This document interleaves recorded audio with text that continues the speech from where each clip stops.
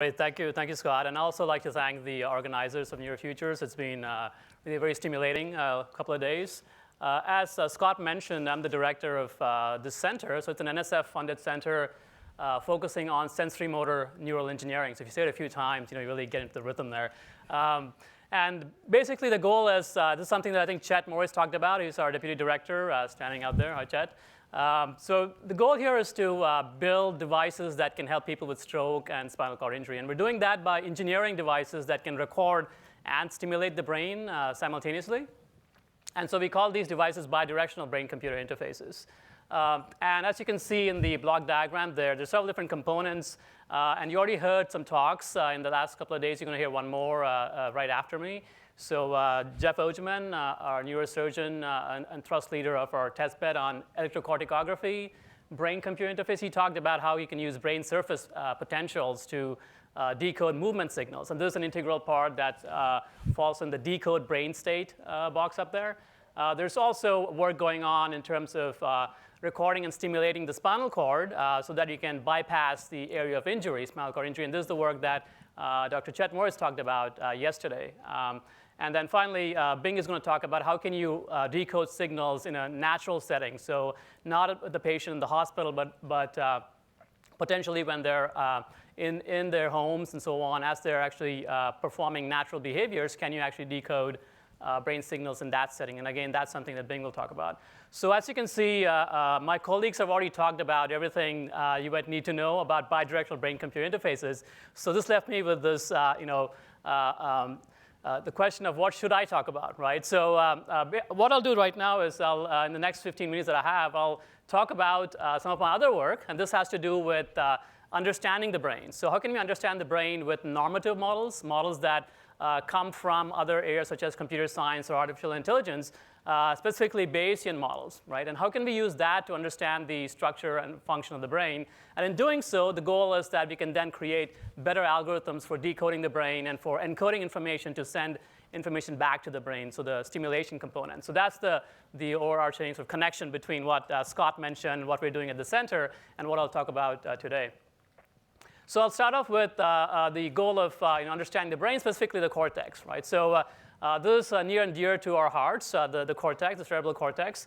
And a lot of people have observed that obviously it's very diverse in function. There's functional specialization across different areas of the cortex. But there also seems to be some uniformity in structure in terms of the quote-unquote inputs and outputs to different cortical areas. So there's a laminar structure to the cortex. There's the six-layered structure of the cortex if you take any particular cross-section of cortical tissue.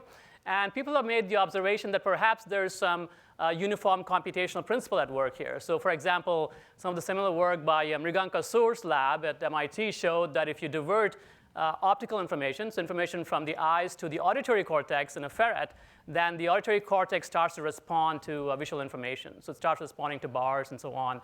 And in fact, the animal can even use the auditory cortex to solve visual tasks. So that's a pretty remarkable finding, given the fact that there's, traditionally we've thought that a lot of this is predetermined by the genetic structure, and the specialization maybe comes about through the genetic structure. So the environment plays a huge role also. And what this leads to is this question, right? So is there a common computational algorithm or principle at work across the cortex? And a lot of people have made this suggestion going back to Creutzfeldt and Mountcastle and so on.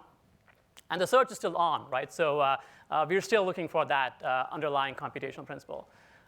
So there's some clues that you can get from the circuit structure, right? So this conference is really focusing on the circuits, right? So how can we understand circuits, cortical circuits in this case? And so if you look at the structure of the cortex in terms of the laminar architecture, neuroanatomists have made the observation that there's a very principled input-output structure to any particular cortical area, right? In the sense that there's input coming in, quote-unquote inputs from one particular structure, for example, the thalamus. It might be going predominantly to the middle layers of the cortex. And then there's also output from the cortex, from that cortical area that might go to higher areas or lower areas. And these tend to originate from the upper or lower regions of this laminar structure. And so we have, at least at this level, at the course level, we have this unifying principle in terms of the input-output structure of any particular cortical area. And based on this observation, Van Essen, Monsell, and Feldman and others have come up with this idea of a hierarchy, so a distributed and hierarchical structure. This is the case of the visual cortex on the right. And you can see in this case that you can arrange the cortical areas, the visual cortical areas, in a fashion based on which areas are providing inputs to the middle layers, which areas are providing feedback from one area to the next, avoiding the middle areas. And that gives you a way to arrange these areas in a hierarchy. And if you look at the physiological properties, you get additional clues, right? So as you go up this so-called hierarchy, you start to see increase in complexity of the kinds of information being processed. So starting from spots of light at the very bottom to bars moving to corners and more complex objects and so on, all the way up to infratemporal cortex, where you start seeing responses to faces and hands and so on. And similarly, there's also this two different pathways that people have observed in terms of the dorsal and ventral streams processing object-related information versus motion information. So if you go back to the classical experiments of Hubel and Wiesel, this is back in the 1960s. When I show this video, I get asked by if especially show this to kids, they say, okay, they had lightsabers in those days, but no, this is basically a bar, right, moving across the screen, and what they're plotting there are what they're plotting are the receptive field, the spatial receptive field of the neuron they're recording from. And what they showed was that these cells tend to respond to essentially edges or bars of light, either flashing them or moving them across the receptive field generates a response. So you get these orientation-tuned cells. And interestingly, they also made this observation, right? So there's a phenomenon they observe, which is if you now expand the bar of light beyond the so-called receptive field, the classical receptive field of the cell, then what you observe is a shutdown or a suppression of the cell's response, right? So, and they call this an end-stopped cell because it was responding to whenever the ends of the bars were stopped by the receptive field. So that's a phenomenological description of what this cell is really capturing. The question that we might ask is, as computer scientists, we might ask the question, why is the brain choosing to encode information in this particular way? It seems very strange that a cell that's responding robustly to a bar in a particular location stops responding altogether when that same bar is extended beyond that limited region that it used to respond to. So the analogy you can make here is to the retina, right? So we're all familiar with the center-surround organization of retinal ganglion cells, and here you can see that if I flash a spot of light in a local region in the retina, you get a robust response, but if you expand the circular spot of light beyond that receptive field of the retinal ganglion cell, you again get a suppression, right? And so back in 1982, Srinivasan et al. Made this observation that you can explain this particular response as a way of efficient coding, so efficiently coding visual information. So essentially, you can look at the retinal ganglion cell as performing predictive coding, which is that if you can predict what's in the center of this receptive field from the surrounding information, then you don't need to convey that entire set of pixel intensities anymore. You can just convey the difference. And that gives you a much more efficient way of encoding a lot fewer bits and so on to send to the next stage in the visual processing hierarchy. And so the idea here is, again, can we come up with an explanation for the visual cortex now that also explains the kind of coding that might be going on in the visual cortex, which has an analogy now to the retinal coding that we see here in terms of efficient coding. So we proposed this model called predictive coding. So this is a model that is inspired by engineering techniques, Bayesian filtering techniques. So you might have heard of a technique called Kalman filtering. So it's a technique that was used also in the Apollo missions, for example, to make sure that the lunar module lands safely on the moon. So these are techniques that are the staple of engineers. What we suggested here was perhaps you can interpret the responses in the visual cortex as essentially error signals, prediction error signals, where the prediction here is much more sophisticated now than in the retina. The prediction here is based on an internal model of the world. So in this case, let's say on the right side, I'm calling this a predictive estimator. And this model stores information about the dynamics of the world, in this case, bars that are moving in a particular direction, as well as the features, which in the case of the primary visual cortex could be the bars and edges and so on. And what's predicted is, in this case, at the lowest level would be what you would expect at the lateral geniculate nucleus, which would be, for example, in this case, is denoted as input, right? So you can imagine this circuit. So it has several different components. I don't have the time to go through all of them, but essentially the take-home message is you have, at any point in time, you have a prediction that the cortical area is making. It's compared to the input from the preceding cortical area, in this case, let's say the LGN. And that's generating an error signal that is then used as a way to correct the responses for the next time step. And you keep doing that, iterate that, and that leads to a way to not only anticipate what's coming in, but also to reduce the number of bits that are being sent in the visual pathway, which might have a very limited dynamic range, for example. And as I mentioned, this actually implements Bayesian inference, right? So for those of you who remember from your mathematics and statistics classes, Bayes' theorem provides a way of combining new information that's coming in with some prior beliefs that you might have. So it's a very rigorous way of combining new information that the animal might be getting with whatever prior beliefs it might have based on its own internal model of the world. And what comes out of it is a revised belief, or the posterior probability distribution over some particular hidden state of the world. And in this case, you can see that the prior belief is being stored in the responses. So we're calling that the internal representation, or the response R bar there. And that's generating the prediction, and that's being used to then correct the belief at the next time step. And you keep doing that. But at any point in time, there's a so-called belief of the animal, or the system in this case, that is being maintained as a proxy for what's really out there, right? That the object or whatever is demanded by the task.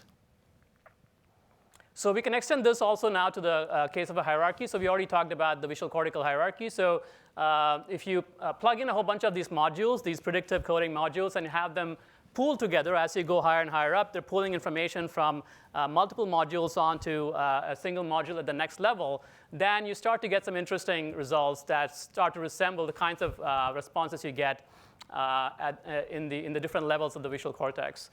And I think, so you can see there's oh, that's quick. So you can see I use the word deep there because there's a lot of interest now in deep neural networks, right? So back in those days, we didn't use that word. We were just calling them hierarchical predictive coding networks, but you can also call it deep if you really like that word. And then finally, it also gives you some interesting comparisons to make in terms of predictions. So because we have this very interesting structure here in terms of the lamina and how inputs are coming in from higher areas and going out to lower areas and so on, you have very specific predictions you can make about what these really mean in terms of the signals that are going out. So you can see that the lower areas are sending errors, the higher areas are sending predictions, and they're going to particular locations within the laminar structure of the cortex. And we also did some comparisons to actual data. So this is an example where you're trying to predict the endstopping results. So can this model explain why you get endstopping? And so you can see the model it generates a lower response when you have the bar that's extending beyond the classical receptive field. And you might ask, why does this happen for the model? It happens because the network is trained on natural images. So that's the ecological principle that we're using here.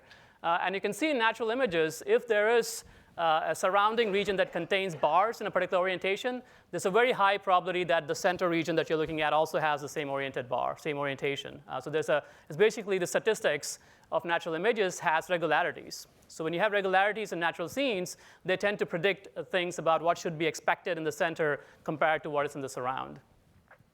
And same thing also, I would say, over time, right?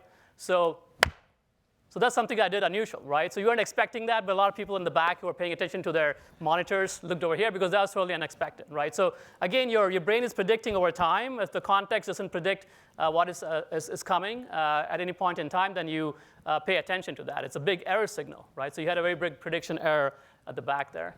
And so this explains other results also, such as orientation contrast. So you get the center orientation is very different from the surround. You get a big response and so on.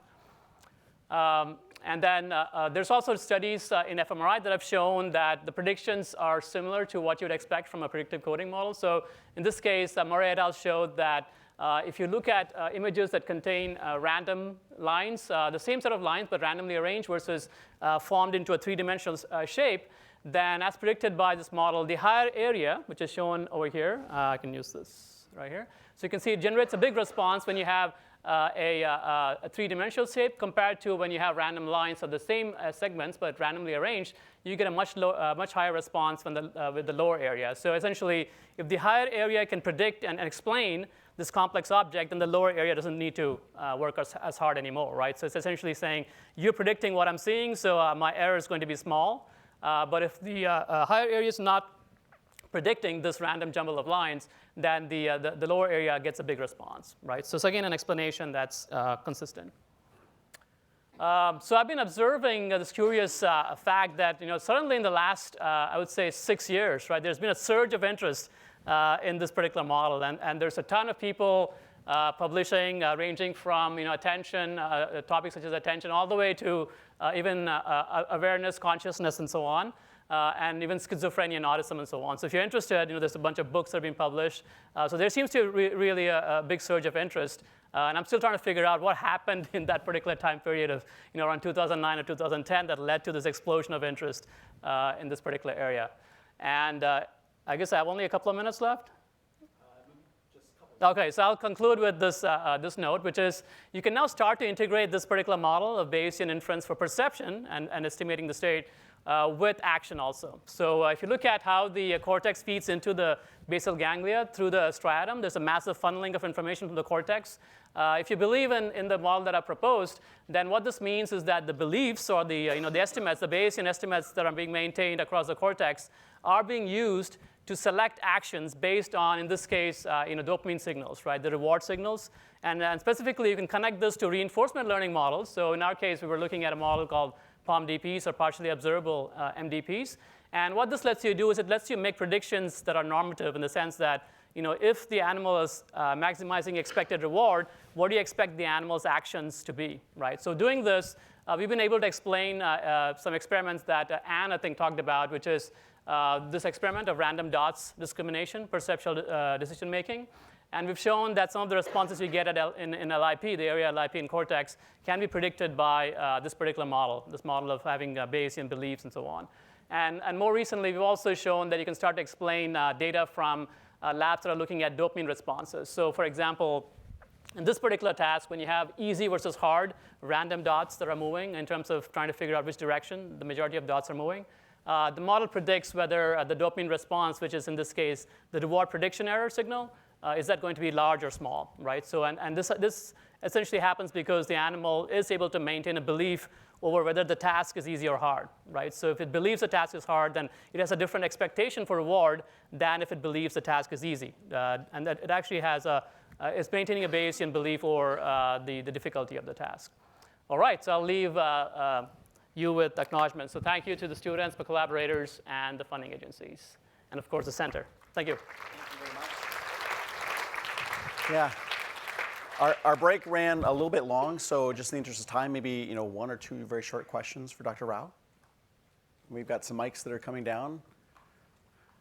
I see one here. Thank you. So I'm a developer, so I'm interested more on the programming side of things. When I listen to the talk, at least abstractly speaking, it seems that you're talking about like an algorithm that's very similar to what Jeff Hawkins described in On Intelligence, like a feed-forward error prediction kind of thing. I was just wondering if what you were talking about, how similar is it to that?